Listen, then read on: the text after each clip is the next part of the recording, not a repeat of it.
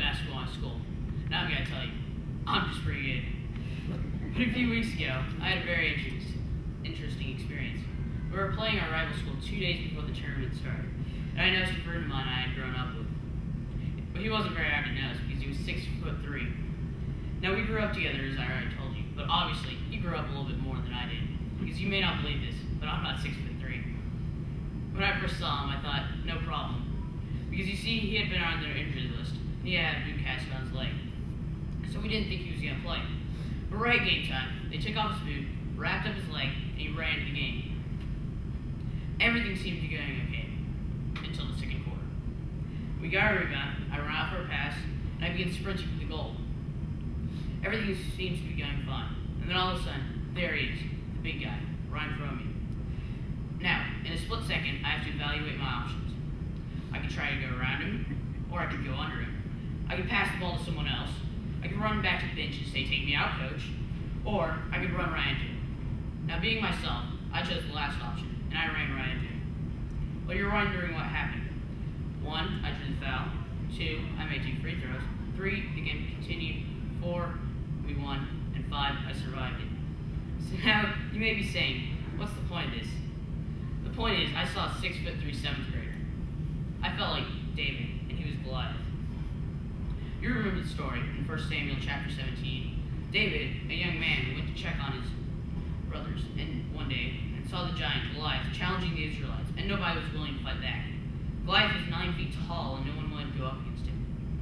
But David said, someone needs to fight him. Somebody needs to stop him from threatening God's people. And everyone was intimidated and afraid. But finally, David said, I will fight him. His brothers tried to stop him and talk him out of it. And David said, no, someone has got to stop him from defying God and God's people, and I'm going to do it. And David said, I have been keeping my father's sheep, and when a lion or a bear got one of the sheep, I went after it and fought it and rescued the sheep. And he said, the Lord who delivered me from the paw of the lion, from the paw of the bear, will deliver me from the head of the Philistine giant.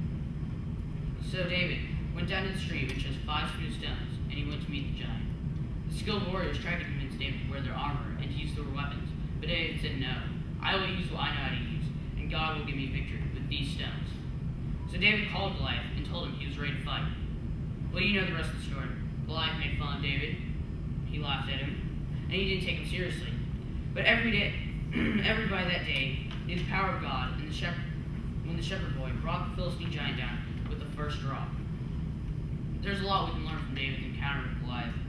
Whether it's the shepherd boy fighting a giant, or a guy my size going up a 6'3" brick wall, or any other challenge we have in life, we are not limited to our own strength.